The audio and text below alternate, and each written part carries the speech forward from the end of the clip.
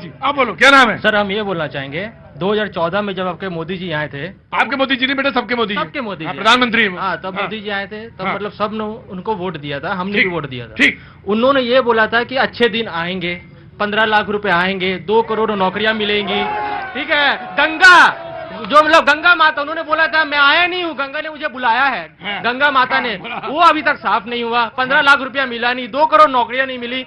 जो सर मतलब erectile bond जो मतलब बीजेपी बोलते हैं गाय हमारी माता है, वो जो बीफ सर जो एक्सपोर्ट होता है वो पाकिस्तान से इनको पास इलेक्ट्रल बॉन्ड से सर मतलब आपको चंदा आ रहा है, और जो मतलब जुआ कंपनी है वो चलाती है, वो उनको 50-60 करोड़ रुपए दे रही है।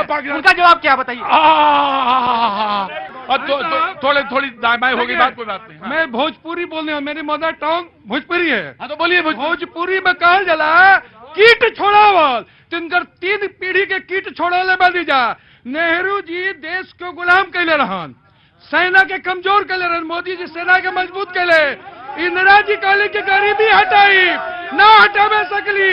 गरीब के चूल्हा, राशन, घर, गैस सिलेंडर, बत्ती, लड़की के पढ़ाई कुल चले बदी जा।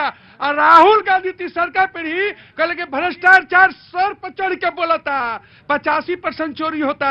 मोदी जी कहले रुका रुका कंप्यूटर में फिट करता नहीं, 16 आना दरा किए जाई।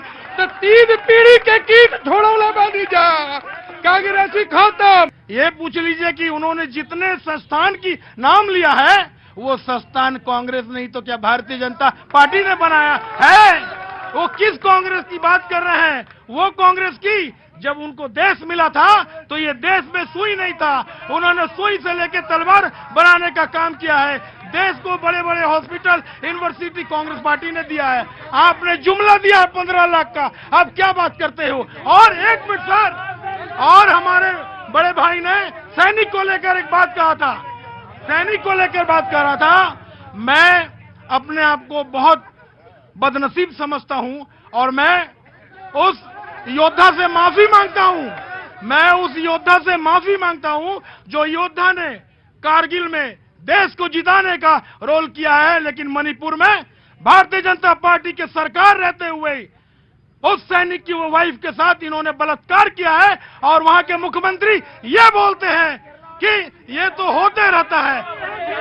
हम बोलना चाह रहे हैं कि मोदी जी मोदी जी कम से कम महिलाओं को आत्मसम्मान दिया, और जो हिंदू मुस्लिम की लड़ाई कर रहे हैं, मुस्लिम महिला भी आज सुरक्षित है। 3 तलाक उन्होंने हटाया, और आज महिला जो है अपनी जो भी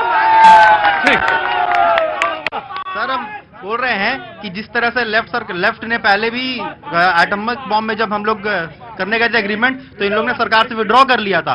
तो दोबारा ये गठजोड़ की सरकार जो है वो क्या यही काम करेगी? क्योंकि इनका मैनिफेस्टो में सब कुछ अलग अलग लिखा हुआ है। लेफ्ट का मैनिफेस्टो में लिखा है कि हम लोग त्याग देंगे एटॉमिक बॉम्ब। ठीक सर हम सिर्फ देखने के लिए आए हैं। रुको आ रहे, क्या नाम है सर? रत्नाकर शर्मा। रत्नाकर जी सिर्फ देखने आए थे? हाँ हाँ, हम देखने, आपके शो को देखने के लिए आए। तो देखा? अभी तो देख रहे हैं। कितना हल्ला मचाते हैं लोग हैं। तो बड़ा तो आपको तो बहुत निराशा हुई होगी। क्यों निराशा होगी? तो ये सब हल्ला मजाबाजी देख के। अल्लाह ही तो देखने आए। जनता कहती है हम भी हल्ला देखने आए हैं। क्या नाम है आपका? अमित। अमित? और पूरा नाम बताओ। अमित कुमार। अमित कुमार, गजब चमक है तुम्हारे दांतों में, बहुत सही। हाँ बोलो। सर वो कांग्रेस वाले चाचा बोल रहे थे कि बिरयानी खाने कौन गया था? हाँ। कसाब को जेल में रख के बिरयानी कौन खिला रहा था? किसका सरकार खिला रहा था? किसका सरकार खिला रहा था? मैं पूर्व सैनिक दिनेश कुमार, मैं अपने भाई से पूछना चाहता हूं, कुछ दिन पहले जब कांग्रेस की सरकार थी, कश्मीर में सैनिकों की क्या स्थिति थी? कंधे पे बंदूक, पिट्ठू पीठ पे, और सिविलियन आतंकवादी उन्हें लात मारते थे, और ये सरकार मूक दर्शक बनी देखती रहती थी। क्या ये माफी मांगेंगे? इस कृत्य के लिए माफी मांगेंगे? अंग्रेजों ने भी इतना जहर और इतना लूट और खसोट और डकैती नहीं किया होगा जितना मोदी जी ने 10 साल में लूट खसोट और जहर फैलाने का काम किया है। देखिए, आप अपनी बात कहेंगे तो तथ्यों के साथ कहेंगे। ये सिर्फ नहीं कहते कि उन्होंने लूट खसोट किया, उन्होंने जहर फैलाया। बिल्कुल, अंग्रेजों ने भी इतना नहीं किया होगा जितना मोदी जी ने 10 साल में किया। अब आया, अब आ रहा हूं, अब आऊंगा, अब आऊंगा, नहीं अब आऊंगा। उन्होंने कहा कि 2014 के बाद सबसे ज्यादा जहर फैलाया गया। जब कश्मीर में सैनिकों को लातों से मारा जाता था तो मेरे को पीड़ा होती थी। मेरे पिताजी रिटायर्ड सैनिक है। जब कांग्रेस का शासन था तो मेरे पिताजी को 3,000 रुपया महीना पेंशन मिला करता था। आज 30,000 रुपया मिलता है ओआरओपी के कारण। तो मैं क्यों नहीं भाजपा को जयकार करूंगा? आज बीजेपी के राज में सैनिकों को गोली चलाने के लिए परमिशन नहीं लेना पड़ता था। कांग्रेस के राज में सैनिकों का हाथ बांध दिया जाता था, सौरभ कारिया का गर्दन काट दिया जाता था, उसकी आंखें निकाल ली जाती थी। अच्छा, उस समय छक्कन मियां को दर्द नहीं होता था, उस समय छक्कन मियां को मजा आता था। यह सच्चाई है। आज इनको जहर दिखता है। आज हमारा सैनिक मजबूत हो रहा। भारत विश्व में सैनिक शक्ति में तीसरा नंबर पे है, वैज्ञानिक शक्ति में तीसरा नंबर पे है। और DRDO हमारा, क्या नाम हो गया आपका? रंजीत सिंह। रंजीत जी ने अब मैगजीन खाली कर दी अपनी। अभी मैगजीन खाली नहीं हुआ, अभी नहीं है, बहुत मैगजीन। अरे रखो अभी संभाल के। देखिए एक चीज है, मैं एक चीज बात मैं सिर्फ रंजीत भाई एक बात कह के जाना चाहता हूं जो कि बहुत उसूलन सही बात है, और वो ये कि मैल मत रखना, मैल मन में अंदर न रखना। बाकी बात कहो, अंदर जहर नहीं, मैल कोई नहीं है, सब एक ही है, सब एक ही। DNA ना सबका एक ही है।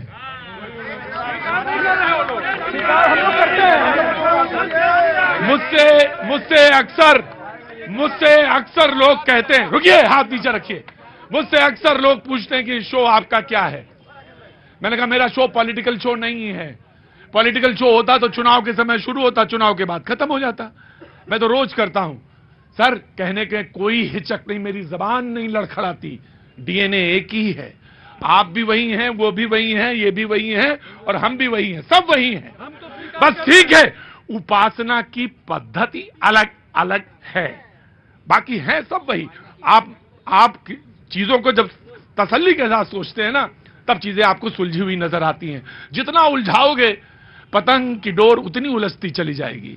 मेरा काम तो ये है कि सिर्फ बताएं। जी बोलिए सर। अभी आप तो खाली कांग्रेस और बीजेपी में ही फंसे हुए। मैं इसलिए फंसा हूं क्योंकि 2 समाज सेवी आ गए एकदम से आज। हो क्या रहा है ना, भगदड़ आप करवा रहे, हो नहीं रहा है। नहीं, मैं तो गलत आदमी हूं। मैं तो गलत आदमी हूं। सच्चाई ये है कि जो पिछले 10 साल में अच्छा हुआ तो उसको स्वीकार करें, और अपने जो 4.5-5 साल में जो राज्य सरकार में जो अच्छाई हुई उसको भी स्वीकार करें, और जो गलत हुआ उसको भी स्वीकार करें। मेरा एक ही पॉइंट है, मेरा एक पॉइंट आपसे है कि डबल इंजन की जो सरकार ट्रेन होती है उसका पर्पस क्या होता है?